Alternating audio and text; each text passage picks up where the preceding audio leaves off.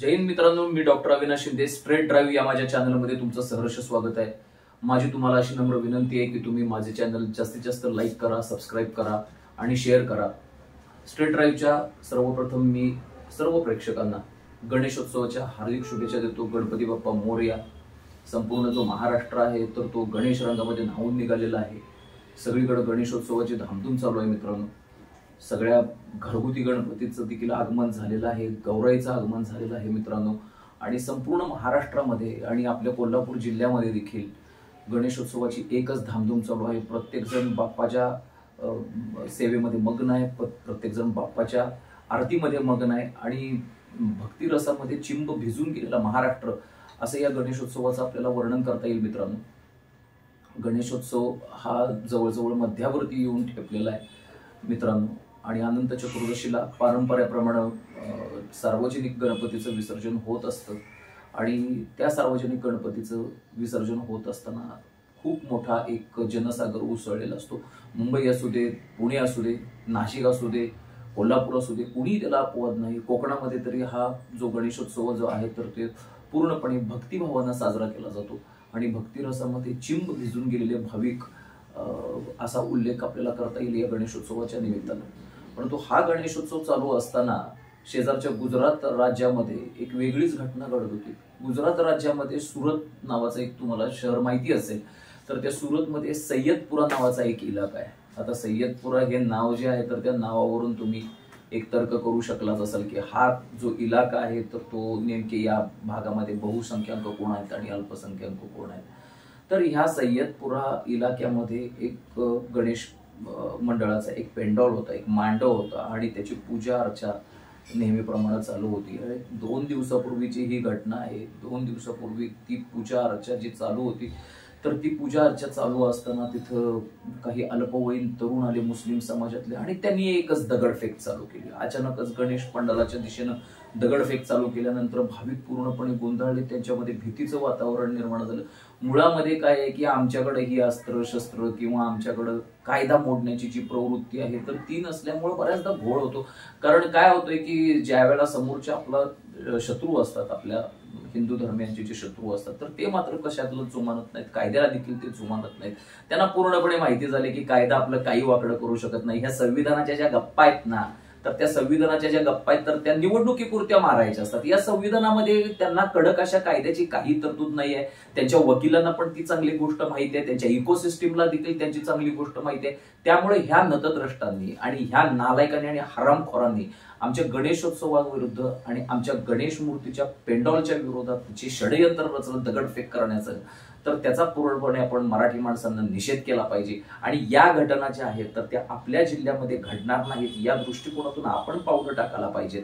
तर झालं असं मित्रांनो की या नतद्रष्ट लोकांनी आणि हरामखोरांनी गणेश उत्सवाच्या पेंडॉलच्या दिशेनं एकच दगडफेक चालू केली आणि तिथून हिंदू जे आपले भाविक आहेत तर त्याच्यामध्ये भीतीचं वातावरण निर्माण झालं. त्याच्यानंतर ह्या अल्पवयीन मुलांना त्यांनी पकडून पोलिसांच्या ताब्यात दिलं. त्या अल्पवयीन मुलांना सोडवण्यासाठी जवळजवळ 100 जणांचा जो जमाव आहे तर तो पोलीस स्टेशनच्या बाहेर जमा झाला आणि त्यांनी पोलिसांच्या दिशेने एकच दगडफेक केली आणि पोलीस ठाण्यामध्ये देखील आपलं एक दहशतीचं वातावरण तयार केलं. आपलं एक भीती निर्माण होईल अशा पद्धतीचं वातावरण केलं. आणि त्याच्यानंतर मात्र हिंदू भाविक अत्यंत संतापले.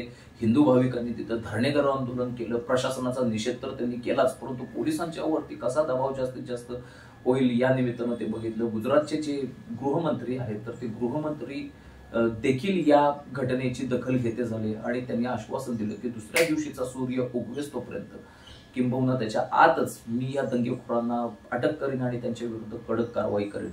आणि हिंदूंचा तमाम आक्रोश जो आहे तर तो रस्त्यावरती बाहेर पडला. हिंदूंनी पूर्णपणे प्रशासनावरती दबाव आणला आणि त्यांना अटक करण्यात आली. अटक केल्यानंतर मग काय कुठा दोष चालोको असं जे क्राईम पेट्रोलमध्ये एका इन्स्पेक्टरच्या तोंडात वाक्य असतो तर तशी त्यांची साल्यांची कुटाई चालू झाली. आणि इतकी कुटाई चालू झाली, इतकी कुटाई पोलिसांनी केली की त्यांना लंगडता देखील येना, रांगता देखील येना, त्यांना सरळ पुढे सरपटता देखील येना आणि भरीतभर म्हणून बुलडोजर कारवाई देखील त्यांच्या घरांवरती झाली.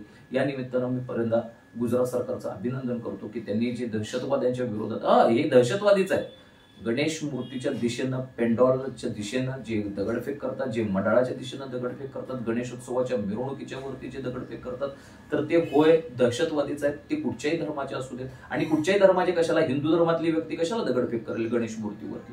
हे मुस्लिम धर्मियातलेच लोक दगडफेक करतात, आणि दरवेळेला हिंदू मुस्लिम जे ऐक्य असतं तर त्याला गालबोट करायला लावण्याचं काम करतात, असं वर्तमानपत्रातून वाचायला मिळतं आपल्याला. प्रत्यक्षात हिंदू आणि मुस्लिम यांच्यातलं ऐक्य किती आहे आणि काय आहे हे तुम्हाला माझ्यापेक्षा जास्त चांगल्या रीतीनं माहिती आहे. तर घटनाक्रम असा झाल्यानंतर मला असं म्हणावंसं वाटतं की नंतर तुम्ही त्यांना कुटाई केली, नंतर तुम्ही त्यांना चालणं मुश्किल करून टाकलं, नंतर तुम्ही त्यांना बुलडोजर कारवाई केली, नंतर तुम्ही त्यांची ती घरं पाडून टाकली. याच्या व्यतिरिक्त देखील तुम्हाला कारवाई करता येते. जो कोणी आहे, जो कोणी दहशतवादी हिंदू धर्मीयांच्या विरोधात कोणी बोलेल, जो कोणी दहशतवादी हिंदू धर्म आणि हिंदू देवतांची नालस्ती करेल आणि गणेशोत्सवाच्या या उत्सवामध्ये, पारंपरिक आणि मांगल्य निर्माण करणाऱ्या उत्सवामध्ये विघ्न निर्माण करण्याचं कोणी कार्य करेल, तर त्याला सरकारनं कडक जाब विचारला पाहिजे आणि त्याच्यावरती जरब निर्माण होईल अशा पद्धतीचं कृत्य केलं पाहिजे. हे 1-2 जणांची घरं पाडून हे भडवे सुधारणार नाहीयेत मित्रांनो. यांच्यासाठी कडक कायद्याचा वापर करायला पाहिजे. तुम्ही यांचं नागरिकत्व कॅन्सल करण्याची योजना आणायला पाहिजे, त्यांचं आधार कार्ड पूर्णपणे ॲब्रोगेट करायची योजना आणायला पाहिजे, त्यांचं रेशन कार्ड पूर्णपणे कॅन्सल करायची योजना आणायला पाहिजे. तर आणि तरच या अशा प्रकारच्या योजनांना जो आहे तर तो पायबंद बसेल. दुसरी एक घटना अशी आहे की आता कुर्डुवाडी जे रेल्वे स्थानक आहे तर तिथं काहीतरी गॅस सिलेंडर भरून ठेवले होते, की सिमेंटचे खांब भरून ठेवले होते. आता सिमेंटचे जे मोठमोठाले जे ब्लॉक्स आहेत किंवा गॅस सिलेंडर जे आहेत तर ते त्या ह्याच्यावरती रुळावरती ठेवले जातात, जेणेकरून त्याचा स्फोट व्हावा, जेणेकरून हे जे आहे तर ते पूर्णपणे रेल्वेचं जे जाळं पसरलेलं आहे हिंदुस्थानभर तर ते विस्कळीत व्हावं. हिंदुस्थानचं एकदा रेल्वेचं जाळं जे आहे तर ते उद्ध्वस्त झाल्यानंतर हिंदुस्थानची जी अर्थव्यवस्था आहे तर ती डबघाईला यावी. हिंदुस्थानात कुणीही पर्यटक येऊ नयेत. एखादा ट्रेन ऍक्सिडेंट झाला किंवा एखादा जो ट्रेनचा जो घातपात आहे तर तो झाल्यानंतर बाकीचे जे टुरिस्ट आहेत तर ते आपल्या देशामध्ये फिरताना, आपल्या देशामध्ये ट्रान्झॅक्शन्स करताना देखील घाबरतील, आणि त्यामुळं हिंदुस्थान हा टुरिस्ट लोकांच्या काळ्या यादीमध्ये जाईल की इथं अतिरेकी कारवाया होतात, इथे इस्लामिस्ट अतिरेकी संघटनेच्या कारवाया वाढलेल्या आहेत. त्यामुळं अमेरिकेसारखे जे देश असतात जे आपल्या नागरिकांच्या सुरक्षिततेविषयी एकदम सजग असतात तर ते लोक काय करतात, ते लोक ब्लॅकलिस्ट करून टाकतात पटकन त्या देशाला. आणि हिंदुस्थानला जर ब्लॅकलिस्टच्या यादीमध्ये टाकलं तर आपला मोठा जो रेव्हेन्यू आहे तर तो पर्यटनाद्वारे जो गोळा होतो तर त्याला कुठेतरी पायबंद बसेल आणि हिंदुस्थानची अर्थव्यवस्था रसातळाला. म्हणजे एकीकडं हे मोदी, अमित शहा वगैरे ही सगळी माननीय प्रधानमंत्री, माननीय गृहमंत्री, माननीय अर्थमंत्री प्रयत्न करतात की तुमचं आणि आमचं क्वालिटी लाईफ कसं सुधारावं आणि जास्तीत जास्त हिंदुस्थानची अर्थव्यवस्था कशी सुधारावी. आणि हे नतदृष्ट लोक आहेत जे आपल्याच देशामधले आहेत तर ते लोक काय करतात, ते लोक आपली अर्थव्यवस्था जी आहे तर ती कशी डुबली पाहिजे, आपली अर्थव्यवस्था कशी रसातळाला गेली पाहिजे, आपला आफ्रिकन कंट्रीच्या मानानं जीडीपी कसा गेला पाहिजे त्यांच्या तुलनेनं, तर याची दक्षता पुरेपूर घेत आहेत. आणि मला असं वाटतं की हे पूर्णपणे कृत्य निषेधार्ह आहे आणि आपल्या प्रत्येकानं देखील आसपासच्या ज्या काही घटना असतात तर त्या पोलीस ठाण्याला सूचना केल्या पाहिजेत. एवढंच आपण करू शकतो. बाकीचं आपण काय करणार आहोत, बाकीचं ते सगळं सरकारच्या हातात आहे. आता सिलेंडर तुम्ही ज्या रेल्वे ट्रॅक वरती आणि रेल्वे रुळावरती सिलेंडर्स तुम्ही नेऊन ठेवताय की जेणेकरून त्या सिलेंडरचा स्फोट व्हावा. आणि हे बातम्यात येणारे जे चॅनल्स आहेत तर ते म्हणतात की याच्यामध्ये ISIS हात.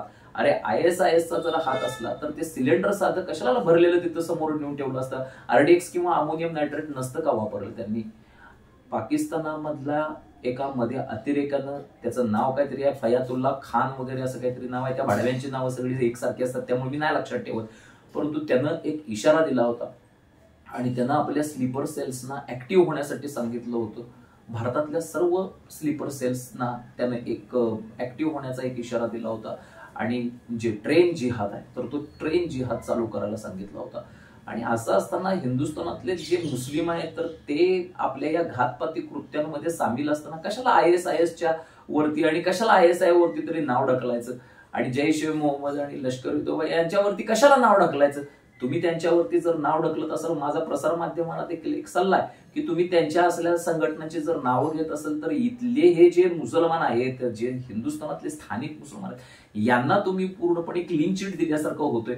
म्हणूनच मी असं म्हणेन की हे ISIS बरोबर आणि लष्कर-ए-तोयबा बरोबर यांचे संबंध जोडायचे बंद करा तुम्ही. इथले जे लोक आहेत तर तेच गद्दार आहेत, जे रेल्वे ट्रॅकवरती सिलेंडर्स नेऊन ठेवतात, जे रेल्वे ट्रॅकवरती सिमेंटचे ब्लॉक्स नेऊन ठेवतात, जे गणपतीच्या पेंडॉलवरती दगडफेक करतात, जे हिंदूंच्या सणाला नेहमी पाण्यात लेखतात, हिंदूंचे सण कसे साजरे होऊ नयेत या दृष्टिकोनातून प्रयत्न करतात. आपली संख्या जिथं वाढलेली असेल तर तिथं हिंदूंचे सण आणि कुठल्याही परिस्थितीमध्ये त्यांचे उत्सव साजरे होऊ द्यायचे नाही.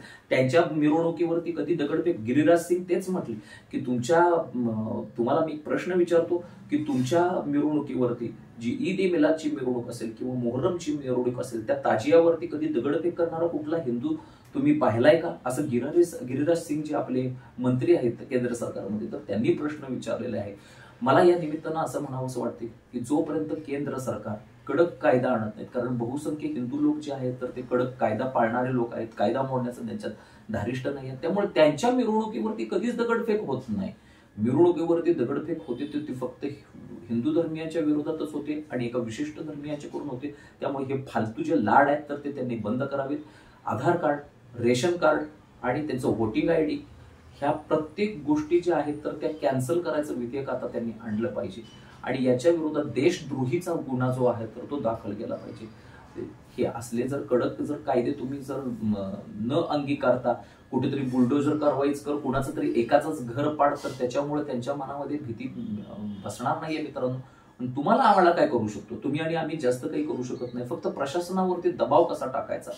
तमाम हिंदुत्ववादी संघटना ज्या असतात तर ते आपले जे प्रश्न आहेत तर ते हातात घेऊन लढत असतात. मग ती बजरंग दलासारखी संघटना असू दे, आपल्या कोल्हापुरात हिंदू एकता असेल, शिवराष्ट्र धर्म संघटना असतील किंवा बाकीच्या ज्या संघटना आहेत, पतित पावन संघटना असेल किंवा हिंदू एकता असेल, बजरंग दल असेल, विश्व हिंदू परिषद असेल, दुर्गा वाहिनी असेल, यांच्यासारख्या संघटना ज्या आहेत तर ते आपल्या हिंदुत्वाचा आवाज बुलंद करण्यासाठी नेहमी काम करत असतात.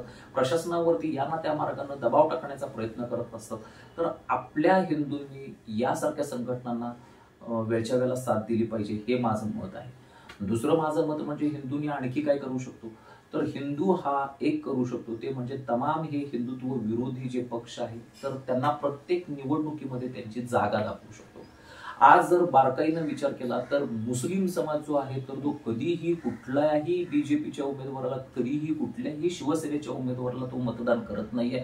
त्याच्या अंगामध्ये किती जरी क्वालिटी चांगल्या असल्या, किती जरी गुण, तो सद्गुणांचा पुतळा जरी असला तरी त्याला तो कधीच मतदान करत नाहीये. एकदा ते मौलाना मदनी म्हणून एक भारत स्वतंत्र झाला म्हणून मुस्लिमांचे नेते होते, तर त्यांनी असं एक प्रतिपादन केलं होतं की मला महात्मा गांधींपेक्षा एक मुस्लिम बलात्कारी श्रेष्ठ वाटतो.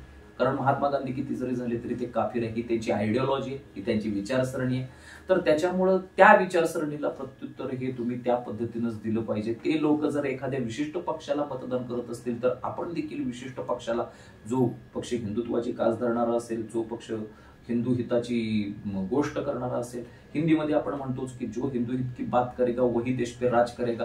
आता परवा दिवशीच तो ज्ञानेश महाराव जो कोणी आहे तर त्या ज्ञानेश महारावने एक वादग्रस्त वक्तव्य केलं, हिंदू समाजाबद्दल त्यानं वादग्रस्त वक्तव्य केलं आणि त्याचं जे वक्तव्य होतं चालू, त्याच्या स्टेजवरती त्यावेळेला भाषण चालू होतं, तर त्यावेळेला आपले हे जे सगळे काँग्रेसचे आणि राष्ट्रवादीचे हे जे सो कॉल्ड जाणते राजे आहेत तर ते सर्व मान खाली घालून त्याचं ते वक्तव्य ऐकते झाले आणि त्या वक्तव्याला मूक संमती देते झाले.